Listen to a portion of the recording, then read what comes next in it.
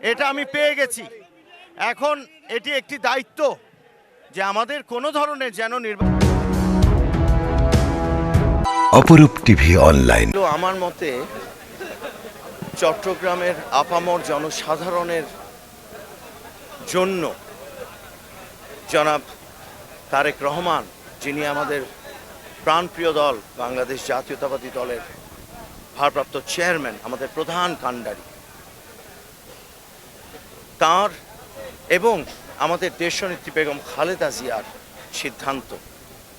অতএব তারা যেখানে যেখানে যাকে মনোনয়ন দিয়েছেন সেই মনোনয়নের সাথে আমি 100% আমি সহমত পোষণ করি। শুধু আমার ব্যাপারে নয়, এখানেও যদি অন্য কোনো কিছু হতো সেটাও আমাদের দলের একটা সিদ্ধান্ত। অতএব সেই সিদ্ধান্ত অনুযায়ী আমিও কাজ করতাম। অতএব এই চূড়ান্ত মনোনয়ন যেটা বলছেন, এটা অনেকটা মানুষের, আমার ধারণা তাদের যে চাওয়া, সেই চাওয়াকে তারা মূল্যায়ন করেছেন। বিশেষত আমার পিতা প্রয়াত আব্দুল্লাহ আল নোমান, তার যে রাজনৈতিক ক্যারিয়ার, অলমোস্ট 66-67 বছর তার রাজনৈতিক জীবন, চট্টগ্রাম থেকে শুরু করে বাংলাদেশের বহু অঞ্চলে একেবারে ওতপ্রোতভাবে তিনি রাজনীতিতে, রাজনৈতিক কর্মীর সাথে, বিভিন্ন উন্নয়নের সাথে সম্পৃক্ত ছিলেন। আমরা যেটাকে আজ বলি ডোর টু ডোর পলিটিক্স, সেটা তিনি 66-67 বছর ধরে করেছেন বাংলাদেশে। এবং চট্টগ্রাম, এই পুরো চট্টগ্রাম বৃহৎ অর্থে আসলে তার একটা রাজনীতির ক্ষেত্র ছিল।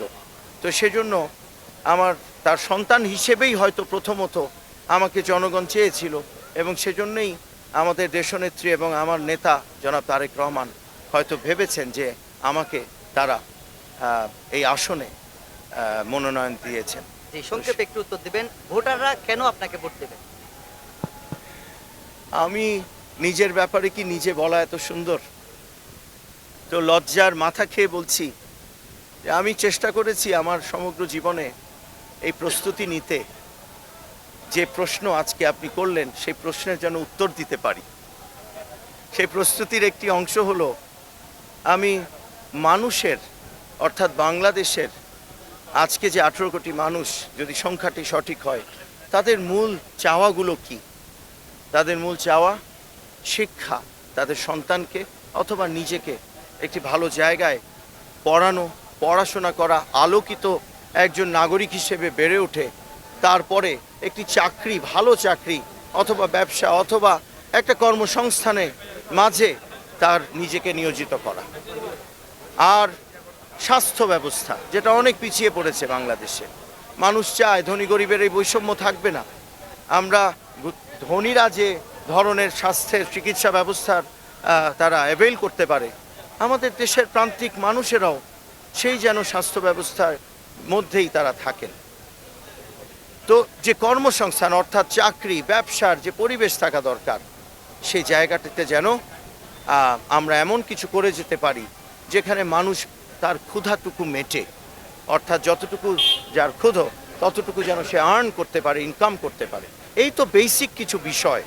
তো একটা ছাদ পায়, তো এইটা পাওয়ার, এটাকে সরবরাহ করবার জন্য যে ধরনের রাষ্ট্র তৈরি করতে হবে, সেটার জন্য অভিজ্ঞতা, সেটার জন্য